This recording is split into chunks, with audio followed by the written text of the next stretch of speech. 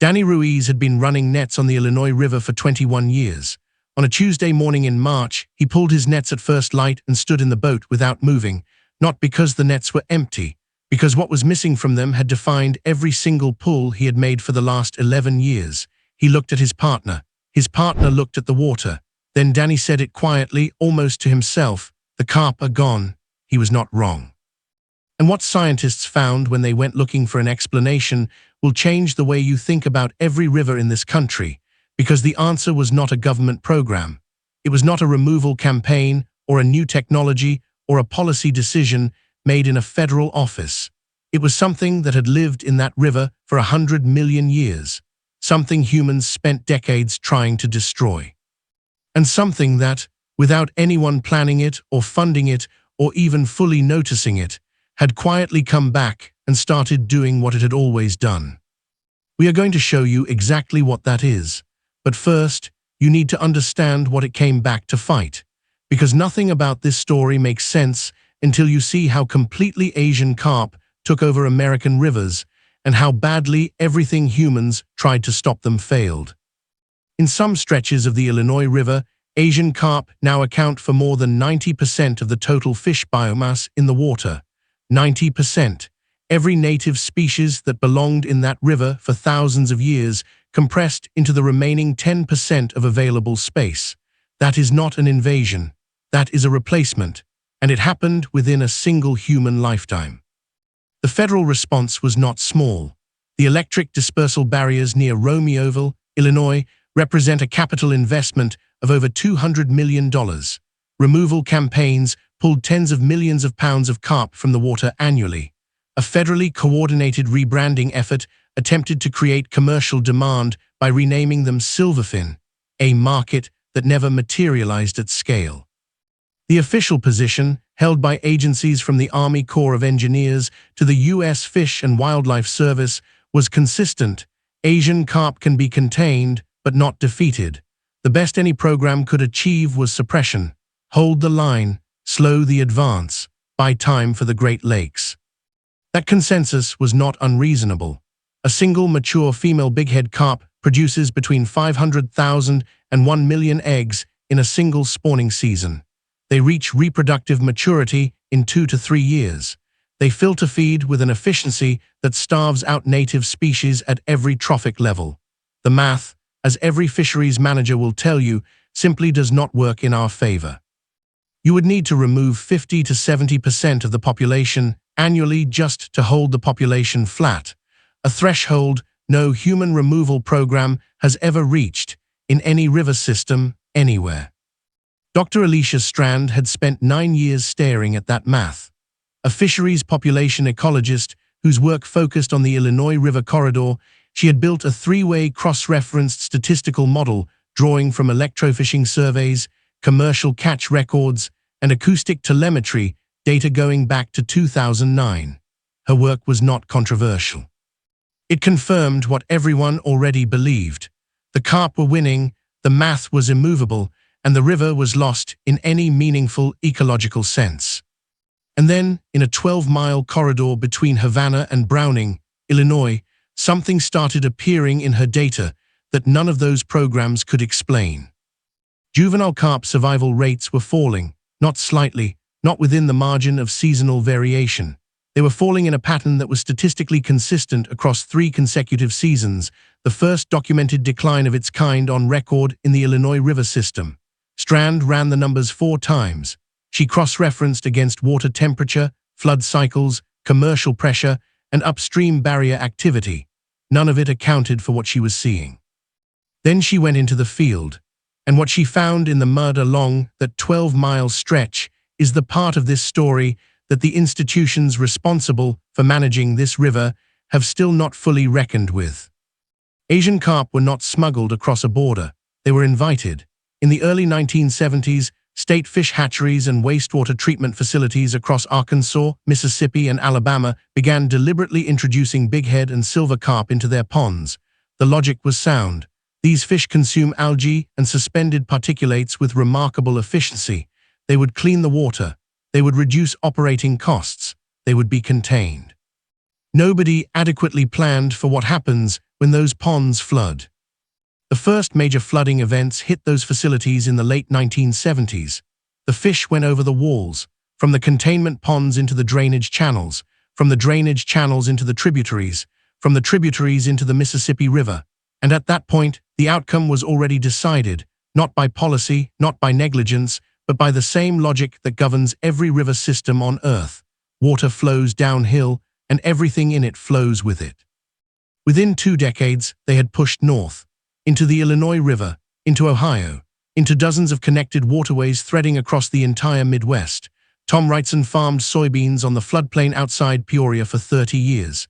In 2009, he stood on the bank and watched the river he had known his entire life move differently than it ever had. The surface broke constantly, rolling and churning, fish bodies visible in every direction. Where the water had once run clear enough to see bottom in the shallows, it was now a permanent murky brown. He didn't know what he was looking at yet. He just knew the river was gone. The government's response, to its credit, was not passive. The electric dispersal barriers near Romeoville cost over $200 million to build and require continuous operation to function. Removal campaigns, commercial electrofishing, netting, targeted harvests pulled tens of millions of pounds of carp from the water every single year.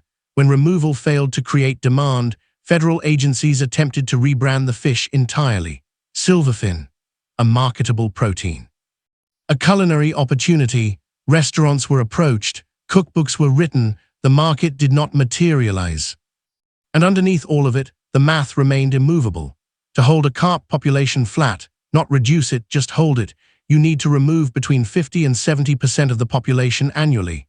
No program, in the history of invasive species management in the United States, has ever sustained that removal rate. Not once.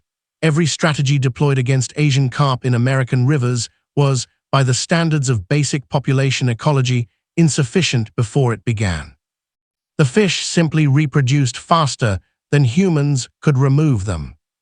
That is not a criticism of the people who designed those programs. It is a description of the problem they were handed.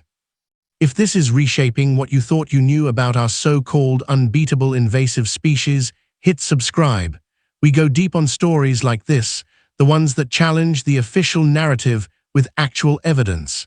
Now, back to what they found in the mud. Because for 15 years, every model, every agency report, every fisheries assessment pointed in the same direction. Containment was the ceiling. The best possible outcome was a slower loss. And then, in a 12-mile stretch of the Illinois River that no removal campaign had ever prioritized, something started happening that none of those programs could explain. What Strand found in the mud was not a data point, it was a footprint. Along the margins of that 12-mile corridor, pressed into the silt with the weight of something enormous, were the unmistakable physical signs of a predator that every Illinois fisheries record from the last 4 decades said should not exist in that stretch of river. The impressions were too large for any native species currently documented in the corridor. The belly drag marks in the softer sediment measured consistent with an animal exceeding 8 feet in length. And embedded in the bank nearby, a single scale, diamond-shaped, so dense and minerally hardened it caught the light like armor plating. Strand photographed it, bagged it, and sent it to a colleague at the Illinois Natural History Survey. The identification came back in 4 days, Atractosteus spatula, alligator gar. A species that state records indicated had been functionally absent from that section of the Illinois River since the mid-1970s had left physical evidence of not just presence, but active habitation. Let that land for a second. Not a sighting, not a single specimen caught by a recreational angler and reported to a hotline. Sustained, documented, physical evidence of a breeding-age apex predator re-establishing territory in a river system where it had been considered ecologically extinct for 50 years. If you made it this far, you already know this channel doesn't look away from the stories that matter. Subscribe to stay informed on the hidden truths institutions often overlook, because the next piece of evidence is even more disturbing. What she found in those records is what changes this entire story. To understand why that identification mattered so profoundly, you need to know what was done to the alligator gar, and why. Atractosteus spatula is not a recent evolutionary experiment. It is one of the oldest vertebrate lineages on Earth, its body plan essentially unchanged for 100 million years. It grows to 10 feet. It reaches 300 pounds.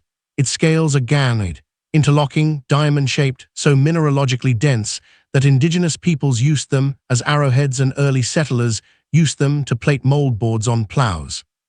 It is, by every biological measure, an apex predator perfectly engineered for the river systems of interior North America. And for most of the 20th century, state and federal agencies across the American South and Midwest ran coordinated campaigns to eliminate it, not because it threatened human safety, not because it competed with sport fish in any meaningfully documented way, because it was large, unfamiliar, and looked dangerous. Wildlife managers of that era classified it as a trash fish, a nuisance predator consuming resources that belonged to more commercially valuable species. Poisoning campaigns. Electrofishing eradication programs, bounties. By the mid-1970s, alligator gar had been functionally eliminated from the Illinois River, the Ohio River, and most of the upper Mississippi basin. The ecological vacancy they left behind was total, and it was permanent until, in a corridor between Havana and Browning that no one was watching closely enough, it wasn't. Drop your thoughts in the comments. Do you think we were wrong to try and engineer our rivers? We read every single one. If this video showed you something you've never heard before, hit that like button and subscribe. Now, let's look at the data that proves it's working. The mechanism is straightforward once you see it, and once you see it, you cannot unsee it.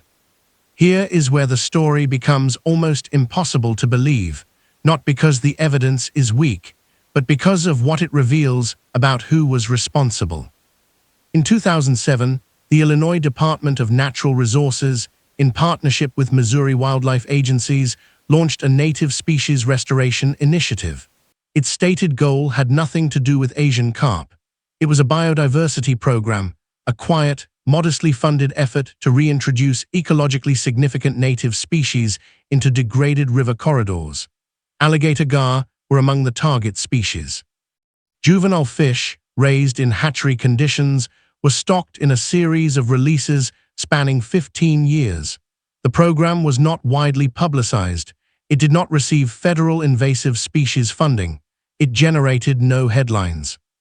It also generated no internal connection to the carp crisis unfolding in the same water. When Strand pulled the stocking coordinates and cross-referenced them against her population decline data, the overlap was not approximate. It was exact. Every documented release point fell within or immediately adjacent to the 12-mile corridor where juvenile carp survival had collapsed. The program that no one had designed to fight Asian carp had become, by every measurable standard, the most effective carp management intervention in the history of the Illinois River. Not the electric barriers. Not the removal campaigns. Not the rebranding initiative. A biodiversity restoration program that didn't know it was in the fight. Think about that. Turn on notifications so you don't miss what's coming next. We are tracking these ecological shifts across the country because what we're covering in the next video goes even deeper. Now, back to the final question. Now here is where this story stops being about one corridor and starts being about something much larger. The Great Lakes contain 21% of the world's surface freshwater. They support a commercial and recreational fishing industry valued at $7 billion annually. They are the drinking water source for more than 30 million people across 2 countries, and the electric dispersal barriers standing between that system and the advancing carp population were engineered in the early 2000s. They require continuous power to operate. They have experienced outages. They will not last forever. The alligator gar, the animal that accomplished in 12 miles what $200 million in infrastructure could not, reaches reproductive maturity at 6 years. Its northern range recovery is measured in decades, not seasons. The fish that spent 50 years being systematically eliminated cannot be wished back into existence at the speed of a crisis that is already here. Here is what this story actually is, assembled from the beginning. A federal agency introduced a predator-free environment. A coordinated government program then eliminated the only animal capable of controlling what came next. A billion-dollar engineering response failed to move the population needle in any meaningful direction. And a modestly funded biodiversity program, designed for entirely different reasons, produced the only documented carp decline on record, without anyone inside the system noticing the connection for 15 years. That is not a series of unrelated policy errors. That is a single, continuous failure of ecological understanding, playing out across half a century and two of the most consequential freshwater systems on Earth. The question is no longer whether the alligator gar can control Asian carp. Strand's data answers that. The question is whether we can restore an apex predator across 1,000 miles of river system fast enough to matter, before the barriers that are buying us time become the barriers that used to buy us time. We spent 40 years and billions of dollars fighting the wrong enemy. The carp were never the problem. The silence where the gar used to be, that was the problem. And somewhere between Havana and Browning, in a 12-mile stretch of river that no one was watching, something ancient and nearly extinguished quietly began to correct a mistake that we made before most of us were born. Can the alligator gar recover far enough north fast enough to matter for the Great Lakes? Drop your answer in the comments below. And if this story changed the way you think about what is already working inside America's rivers right now, subscribe to Discovery docuseries. Danny Ruiz stood in his boat on a Tuesday morning in March, and the nets came up light. He didn't know yet that the answer had been there the whole time, older than the river, older than the problem, older than everything we thought we knew about how to fix it.